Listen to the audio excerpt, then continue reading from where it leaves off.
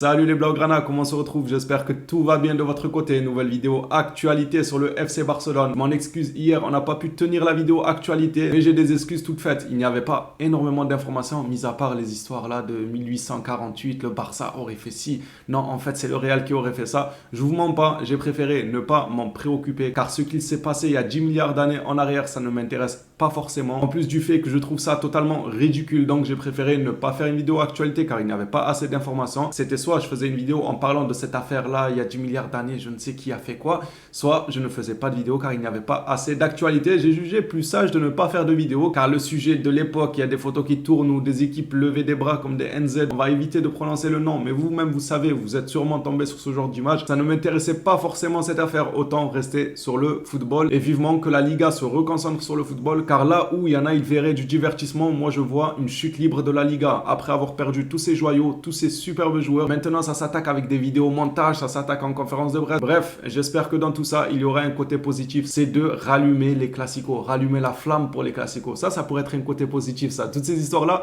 vont faire que les classicos prochains devraient être encore plus pimentés que ceux qui sont passés récemment. Maintenant que cette parenthèse est faite, on va commencer cette vidéo actualité. Juste avant, j'allais oublier la phrase mythique. Si le contenu te plaît, n'hésite pas à lâcher le petit like, le petit abonnement. Et on est parti directement avec une information sur Laporta qui s'est rendu aujourd'hui au siège de la Liga. Laporta est arrivé au siège de la Liga où se tient aujourd'hui l'assemblée des clubs. Le président du Barça est venu se défendre personnellement contre le reste des clubs de première et de deuxième division. La position du Barça dans le cas Negreira. On peut lui reprocher pas mal de choses à Laporta, mais certainement pas ça. Le gars, il défend corps et âme le FC Barcelone. Le gars, il est courageux. Le gars, il n'évite pas des rendez-vous où il faut aller défendre le club. Au contraire, pour lui, c'est une aubaine. S'il y a des rassemblements comme ça là et qu'il faut défendre les positions du FC Barcelone, il y va. Et moi, j'aime bien ce côté-là de Laporta. Bien évidemment, dans cette réunion, il y avait Tebas. Il a déclaré sur l'une des questions qui lui a été posée: Messi reviendra-t-il à Barcelone? Tebas répond pas aujourd'hui. Il existe de nombreuses mesures financières et des assouplissements salariaux que le club doit entreprendre pour inscrire Messi. Concernant les déclarations de monsieur Tapas là, il y en a une dizaine et j'en ai pris que une ou deux car je ne voulais vraiment pas m'attarder sur ces dires, surtout que ça pue l'hypocrisie. Dans d'autres communiqués, il disait oui, j'aimerais le retour de Messi, moi je suis un fan de Messi. Oui, ben on va te croire. Après tout ce que tu fais, après tes agissements, bien évidemment, on va te croire que tu aimerais un retour de Messi, que tu es fan de Lionel Messi. On n'a pas non plus 8 ans et demi, donc je n'ai même pas voulu m'attarder sur tous ces communiqués. J'ai pris celui-là où il disait que le Barça allait devoir faire d'énormes efforts s'ils veulent enregistrer Lionel Messi, et j'en ai pris un autre où Tebas déclarait: nous ne changerons pas les lois pour le bien de Messi. Voilà, au moins ça c'est dit, et le reste pour moi c'est de l'hypocrisie car dans d'autres communiqués, comme je vous l'ai stipulé, il indique être fan de Lionel Messi, que ça lui ferait plaisir. Mais bien évidemment, Tebas, ça te fera plaisir, on n'en doute pas. Ousmane Dembélé de son côté travaille dur pour revenir contre l'Atlético Madrid. Il veut jouer. Cependant, Xavi et le staff médical préfèrent attendre plus tard dans le mois. D'autant plus que le joueur jeûne pour le Ramadan. Après le Ramadan, il va probablement prendre fin vendredi ou samedi. Et nous, on joue dimanche face à l'Atlético Madrid. Donc c'est faisable. Après, si le staff médical préfère prendre ses précautions, c'est une chose tout à fait normale. Autant le préserver pour le lancer sur le match suivant que se précipiter contre l'Atlético Madrid. Surtout qu'on a pas mal de points d'avance. Surtout que Xavi doit se bouger pour construire un collectif et une manière de jouer collectivement et non pas attendre des individualités, que ce soit du Pedri ou que ce soit du Dembélé. Dans un autre communiqué, on nous apprend que le retour de Dembélé est imminent. S'il n'est pas appelé contre l'Atlético Madrid, il sera certainement appelé pour le match suivant, du coup contre le Rayo. Une plainte avait été déposée contre le FC Barcelone par Elche. Elche aurait déposé sa plainte concernant la participation de Gavi sur une base d'informations parue uniquement dans les médias. Je vous avais déjà partagé cette information il y a encore quelques semaines en vous disant que Elche a déposé plainte car ils estimaient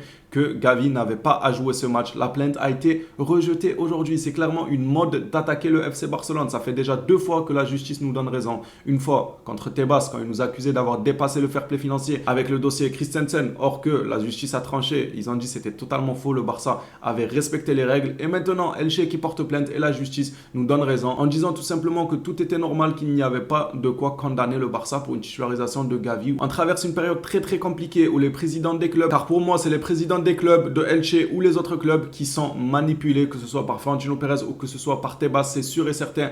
Pour moi, le président d'Elche, il ne s'est pas dit lui-même: tiens, je vais aller tenter une plainte contre le Barça pour Gavi. Je pense que ça lui a été insufflé par tout ce qui est Tebas, Florentino Pérez. Voilà, il ne rate pas une occasion pour tenter de nous mettre encore une plainte sur le dos, pour nous rajouter encore plus de problèmes avec la justice. Mais pour l'instant, ça va dans notre sens. La justice indices nous donnent toujours raison. On va passer maintenant à une information sur Olmo, un joueur que personnellement je ne suis pas énormément fan non plus. Alors j'arrive à lui voir quelques qualités, mais moi c'est pas un joueur qui m'impressionne. Leipzig devrait faire une offre de renouvellement de contrat à Olmo très prochainement. Et bien super qu'il prolonge chez vous même pour 15 ans, il n'y a aucun souci. Son contrat se termine en 2024 et s'il refuse de renouveler, il risque d'être libéré à bas prix. Actuellement le club demande 30 millions d'euros pour le joueur. Par ailleurs, le joueur Olmo souhaite rentrer en Espagne. Le Barça et le Real Madrid s'intéressent à lui. Dites-moi ce que vous en pensez les Blaugrana. Est-ce que Olmo au Barça, ça vous ferait rêver ou pas? Moi je pense qu'il peut avoir l'ADN Barça. Entre guillemets, il peut bien se fondre dans le collectif du FC Barcelone. Mais d'un autre côté, c'est pas forcément un joueur qui me vend du rêve. J'attends vos retours dans les commentaires concernant ce dossier. Olmo, ça vous fait rêver ou pas du tout? On va passer maintenant à Richie James. Le FC en veut de retour. Barcelone veut signer Richie James.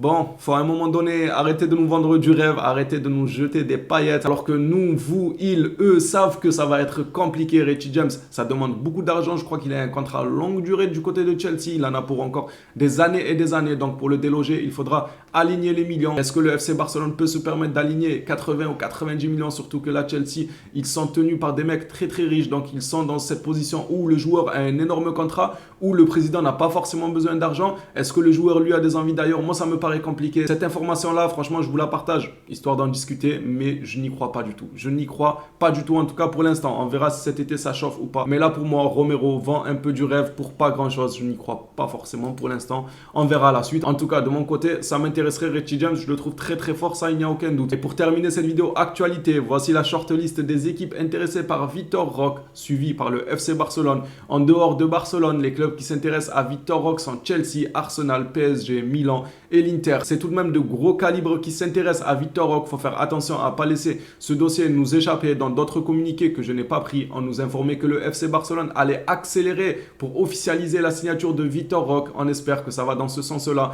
et ne pas connaître un rebondissement, car le joueur est vraiment courtisé par énormément de grands clubs. Les Blaugrana, cette vidéo actualité est terminée. Merci à toi si tu as suivi jusqu'ici. On se revoit à une prochaine vidéo sur le FC Barcelone. D'ici là, prenez soin de vous les phénomènes.